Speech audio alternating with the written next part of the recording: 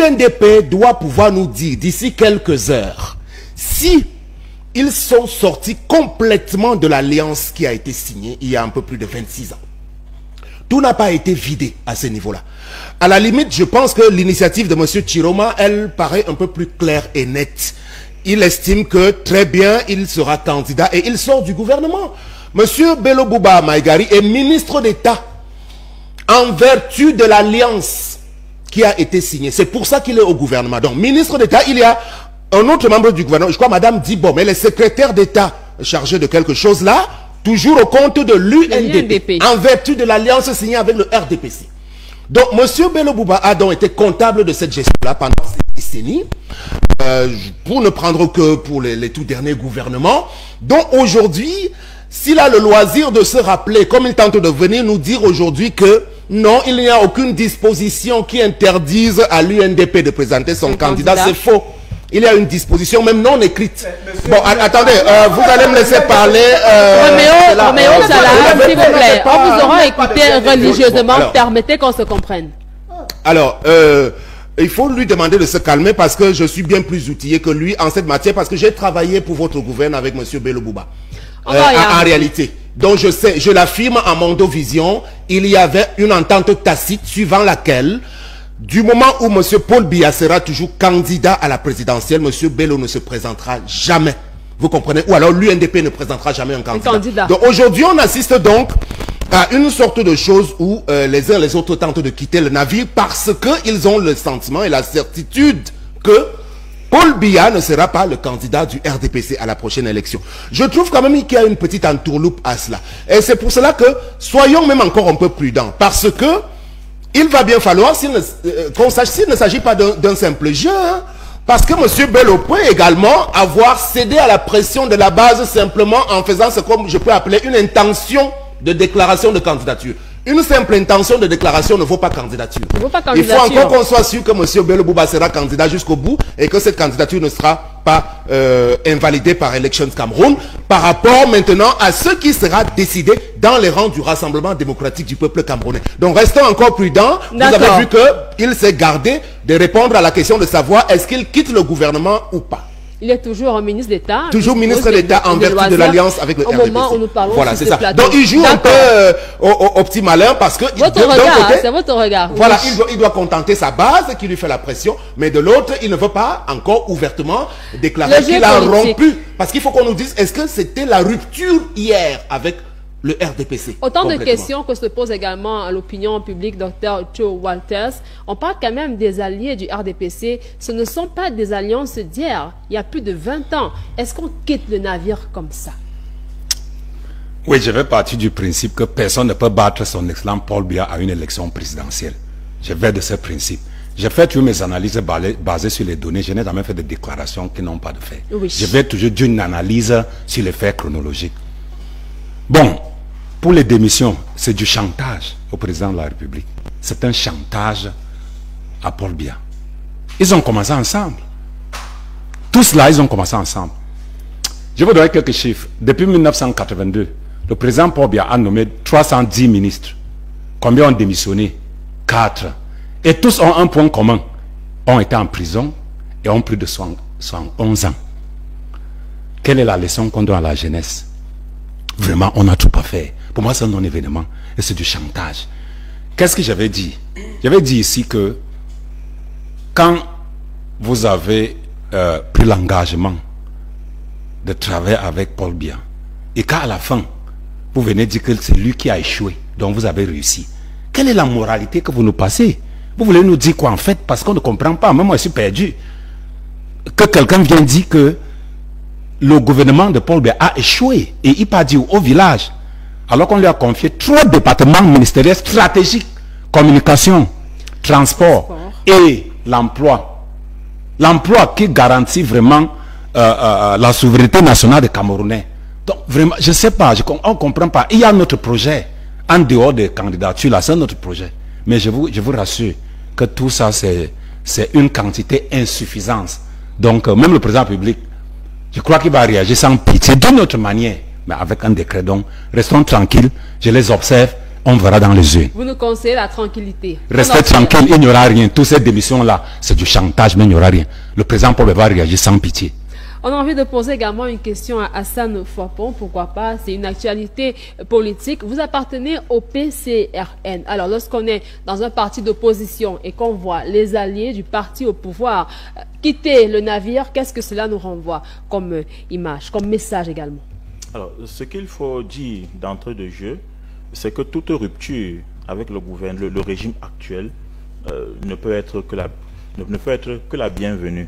Mais est-ce que cela donne de la crédibilité et de la légitimité nécessaire à celui qui rompt pour se prévaloir d'être l'homme de la situation ou l'homme du peuple? Je pense que non. Et je vais vous expliquer pourquoi. Je ne parlerai pas ici précisément du cas de l'UNDP parce que c'est une situation encore floue. On ne sait pas effectivement s'il s'agit d'une rupture. On ne sait pas encore. Par contre, le cas de M. Issa Chiroma me paraît beaucoup plus clair.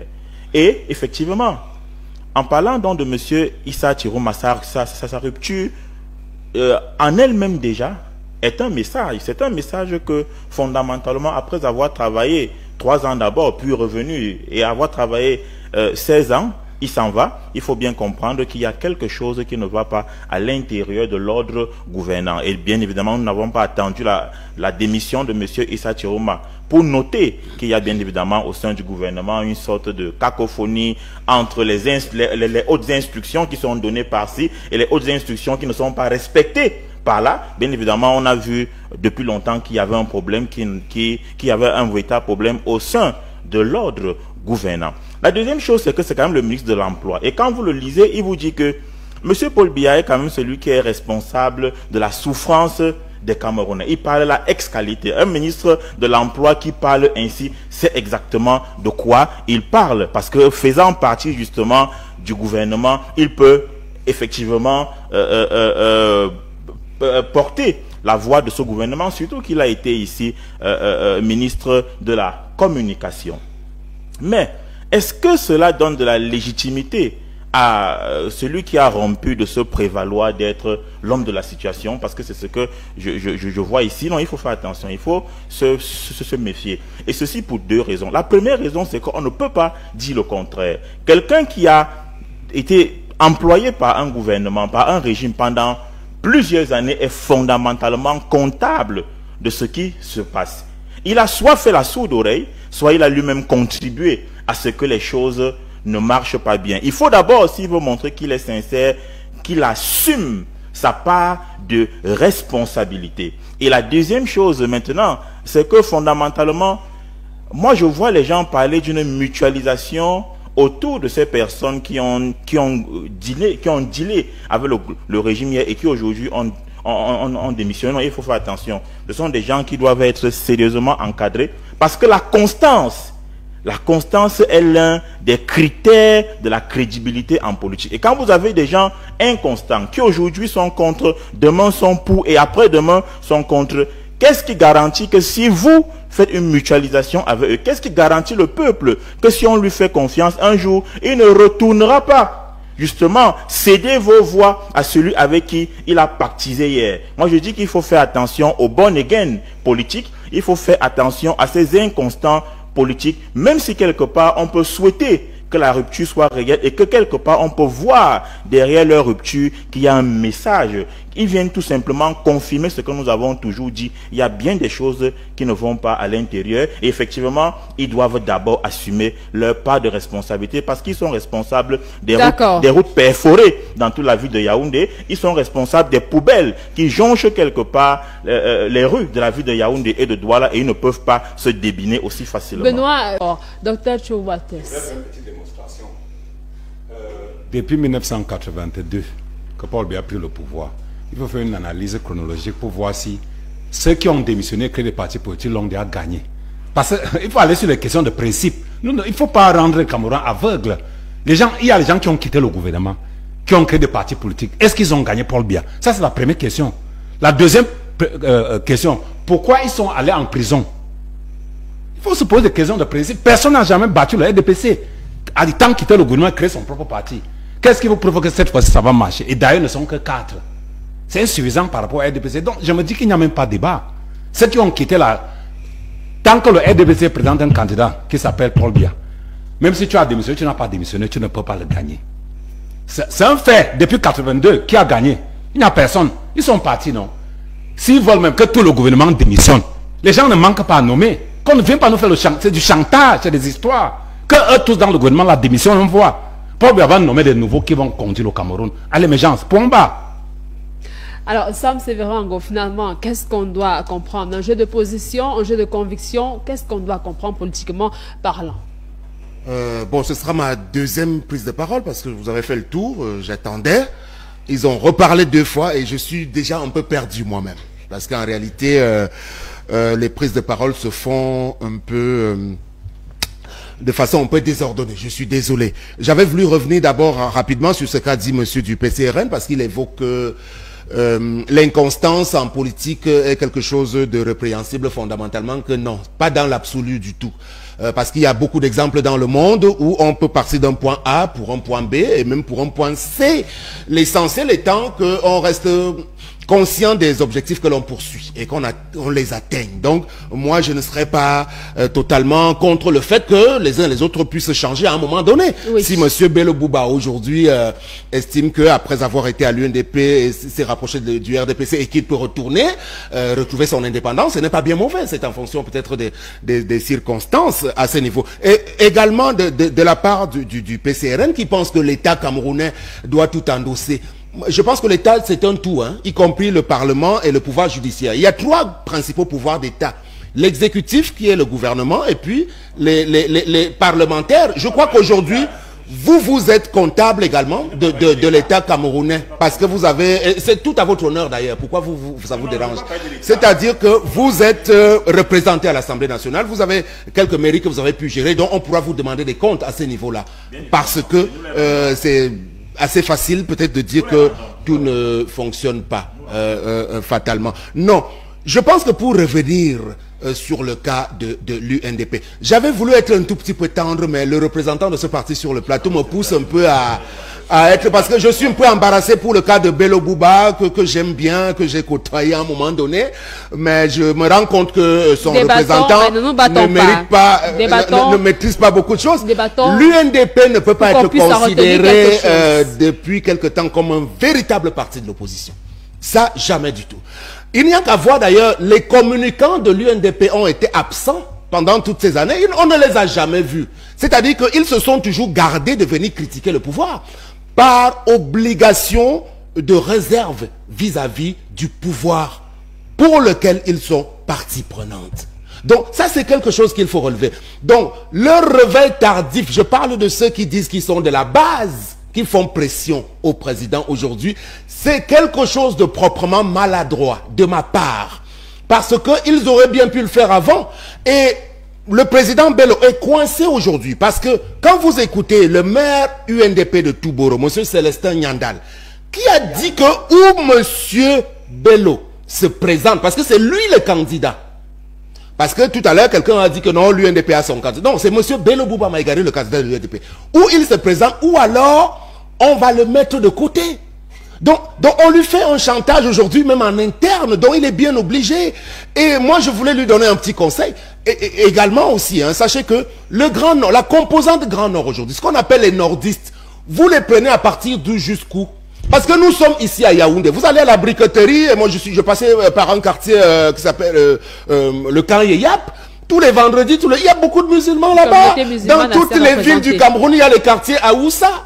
Alors, les nordistes là, que vous voulez nous dire que les Guiba et Gatama veulent nous dire aujourd'hui que bon, vraiment, les 10 millions de nordistes, c'est la Damawa, le nord et l'extrême nord, alors qu'ils sont un peu partout. Non, je crois qu'il faut qu'on soit sérieux. Ce à quoi on assiste, c'est simplement que le président Paul Biya, qui est flegmatique, est en train de leur rendre la vie difficile parce que précisément, il ne se prononce pas. Ils auraient mieux fait d'attendre la position définitive. Mais ils ont été obligés de céder à cette pression-là. Et mal pourrait leur en prendre. On ne peut pas. Aucune région du Cameroun n'a vocation à faire du chantage à une autre. Aucune. Que tous les Bamileke de l'Ouest, du Grand Ouest, que tous les anglophones du Nord-Ouest ne pensent pas qu'ils seront plus importants dans le nouveau Cameroun au détriment des Boulous, des Bolova, du Sud ou bien des Bétis de la région du Centre. Personne. Nous allons rester comme M. Biya l'a voulu un pays d'un cosmopolitisme apaisé. C'est-à-dire que la cohésion nationale qui a bien su être bâtie va le rester. Qu'on ne vienne pas nous dire que les nordistes ont dit que désormais il faut qu'on leur rétrocède le pouvoir. Et ça ne pourra pas être... Madame, je suis en train de parler, je suis déjà dans de très haut niveau, c'est très important. Allons-y. Qu'on ne nous fasse pas comprendre que désormais, aujourd'hui, telle partie du pays a été lésée au détriment de tel autre. Parce que les représentants du Grand Nord, qui ont servi, pas que ceux qui viennent de l'opposition, comme les Bello et les Tiroma, il y en a eu également au sein du gouvernement, ils y sont toujours. Alamine Ousmane, Manaouda Malachi, tout le Parlement, c'est M. Kavaye Djibril. Il faut aller leur demander des comptes, mes amis qui êtes ressortissants du Nord. M. Paul Biya n'est pas comptable de quelques échecs de là-bas qu'on peut constater en matière de politique publique ou bien en matière d'insertion sociale, parce que lui, il a fait le job. Il faut vous en prendre à vos frères aînés s'il y a eu quelques manquements. Donc le nouveau Cameroun va toujours se bâtir sur l'autel de l'union nationale des peuples de toutes les communautés du Cameroun. C'est ce que nous avons à dire très très sincèrement, parce qu'on assiste à des choses où on veut nous ramener à des irrédentismes. Le Cameroun d'aujourd'hui n'a pas besoin qu'il y ait des divisions en interne, parce qu'il y a des petits calculs politiciens, à la limite. Et puis je vais le rappeler, l'élection présidentielle, c'est un rendez-vous entre un homme et son peuple. Donc on va s'appuyer sur le profil d'un homme, ce que l'homme la propose pour l'ensemble du peuple camerounais. Donc ça peut être n'importe qui, il peut venir, même toujours des rangs du RDPC, il peut toujours venir de la région du Sud, du littoral, de l'extrême nord, de partout. Peu importe son origine, l'essentiel c'est qu'il puisse venir nous présenter un projet. Et aujourd'hui, et je sors par là, oui, merci. Tous ceux qui ont entre 70 ans en montant là, au-delà de Paul Biya, vraiment, ils ne sont plus trop à la limite des personnes sur lesquelles on doit vraiment compter pour l'avenir, hein. Je dis, excepté Paul Biya, qui nous dira s'il continue ou pas. Et pour combien de temps. Donc, Bello Bouba Maïgari, 78 ans. Issa Chiroma, je crois, 76 ans. Parce qu'il est né en 49. Voilà, voilà, les gens du MRC aussi, c'est tous. Voilà, donc, vraiment, ils n'ont pas à... Surtout que, à la limite, je pense qu'ils ont géré ce pays ensemble, vraiment depuis des temps immémoriaux. Parti politique, mais nous restons dans le rythme du RDPC. Et nous sommes en train de travailler, je l'ai dit et je le martèle ici, que nous savons déjà et nous continuons à travailler pour la victoire de notre candidat. D'accord, quelques secondes pour enchérir ensemble, c'est vrai en gros, oui. Je suis près du RDPC aussi, hein, depuis quelque temps, comme vous le savez. Mais bon, peut-être je vais un peu ramer à contre-courant de mon camarade politique, parce qu'il faut quand même qu'on prenne au sérieux tout ce qui se passe aussi. Il ne faut pas qu'on reste dans des certitudes et penser que tout sera toujours facile. Et c'est à cela que je sors en disant que les derniers mouvements, donc des alliés qui partent, a quelque chose de bien aussi, parce que au niveau de la tendance et de la mouvance du climat sociopolitique, on peut voir que c'est une grosse actualité qui a réussi à éteindre celle d'une vague de militants du parti MRC, qui jusqu'ici, n'ayant même pas encore toutes les assurances qui pourront présenter un candidat, commençait à faire beaucoup de bruit. Donc maintenant, l'attention a pu se retourner vers les candidats potentiels du Grand Nord, et c'est toujours bien pour nous, pour qu'on sache que finalement, ça va se jouer, et qu'il n'y a pas une force en dehors de celle du parti au pouvoir pour l'instant, qui puisse être prépondérante sur les starting blocks, finalement. D'accord. Dr Cho Walters, dites-nous quand même, lorsqu'on fait des alliances politiques, est-ce qu'il y a des alliés majoritaires? C'est ça l'objectif. L'objectif, c'est des alliés majoritaires pour aller à l'élection présidentielle et puis remporter la victoire. Ça, c'est l'essentiel. Mais il ne faut pas oublier le rapport de force et le jeu des acteurs. Donc, c'est même là le centre de préoccupation. Quel est le rapport de force de ces alliances? Maintenant, la majorité dont il s'allie. Quels sont les acteurs impliqués? Bon, pour moi, c'est tard, hein, c'est déjà tard. C'est ce qu'il aurait dû faire en 92. Vous venez aujourd'hui, vous avez plus de 71 ans. Vous dites à nos enfants à la maison, qui sont encore à l'école, on leur a appris qu'en 92, l'UNDP a accepté la majorité présidentielle et ils sont au gouvernement. Ils sont là, ils s'accaparent. Je dis depuis 92. Ils sont là et ils bénéficient des ressources nationales. Ils sont dans le gouvernement. Ils ont positionné les leurs. Et maintenant, en 2025, vous venez dire à la jeunesse que vous vous êtes trompé au moment où vous avez signé des accords avec le parti au pouvoir, que vous vous êtes trompé. Pendant que nous, on est passé à autre chose. On est passé à autre chose. Vraiment, on doit redynamiser l'électorat camerounais. Et de deux, la sociologie politique et l'implémentation politique n'ont pas les mêmes matières. C'est pour dire que c'est pour confirmer ce que Sam Severin a dit. Ce n'est pas parce que vous êtes du septentrion que c'est une ennemie qui doit forcément s'imposer à une élection présidentielle pour prendre le pouvoir. Non. Non, c'est pas possible. Ça n'a pas les mêmes matières. Le RDPC est implanté partout. La sociologie politique, bon, le Grand Nord. Le Grand Nord, ce n'est pas une ennemie. Donc ce n'est que des communautés. Oui, dans la sociologie politique, ça n'a pas... C'est pour ça que je voudrais d'abord régler cette affaire, madame. La sociologie politique et l'implémentation politique, ce sont deux préoccupations en politique qui n'ont pas les mêmes matières. Donc le Grand Nord ou bien le Septentrion ne doivent pas dire que non, le pouvoir doit nous revenir. Même nous les anglophones, j'ai aussi dit qu'il faut un président anglophone. Mon frère va dire qu'il faut un président. C'est pas possible. On nous perd le temps. Je voudrais dire que nous, on est passé à autre chose. J'interpelle les Camerounais à continuer à s'inscrire. Et quand, dans les urnes là, que l'argument que les démissionnaires ont fait là ne doit pas passer parce qu'il nous manque. Allez dans les urnes, c'est là-bas qu'il y a match. Ce n'est pas les démissions. Faut arrêter avec ça. Roméo Tchela, le table sur le sujet. Oui, il y aura le dernier tour, mais oui, quelques secondes. Sam Severin d'abord, après...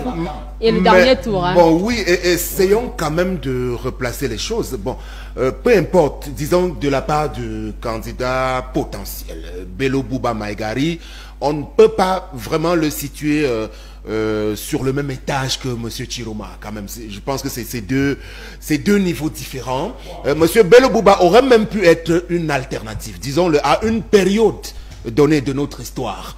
Finalement, il a la stature d'un vrai homme d'État, il peut incarner un certain changement. Le problème, c'est qu'il a attendu un peu trop longtemps. Et aujourd'hui, la pression qu'il subit ne peut plus lui permettre d'être pris au sérieux comme quelqu'un qui peut remplacer l'actuel président à la tête de l'État du Cameroun. Donc, c'est une précision qu'il faut faire. Prenez ça comme ça, n'essayez pas, parce que c'est ça la difficulté dans les milieux de l'opposition aujourd'hui. Parce que vous voyez, ils sont maintenant tout de suite pris aux gémonies, voués aux gémonies par les représentants d'une certaine opposition sur ce plateau, simplement parce qu'ils arrivent et ils indiquent leurs ambitions. Je pense qu'il faut laisser le jeu électoral ouvert, finalement, pour tout le monde. Petite seconde, parce que vous voulez déjà me couper. À l'intention de mon contradicteur de l'UNDP, je lui donne une information. Pour le cas qui me concerne sur ma représentation, depuis la semaine dernière, je fais partie des équipes sélectionnées. Bon, je n'avais pas voulu le dévoiler ici, par le professeur Jacques Famendongo lui-même, secrétaire national à la communication pour l'élection présidentielle de 2025. Donc, un des communicants, principalement pour l'élection. Donc, moi, j'ai été commis pour cela en raison des états de service qui sont les miens dans le RDPC. Donc, c'était bon à savoir parce qu'il y a beaucoup d'amalgame dans quelques propos que j'ai entendus de sa part. D'accord.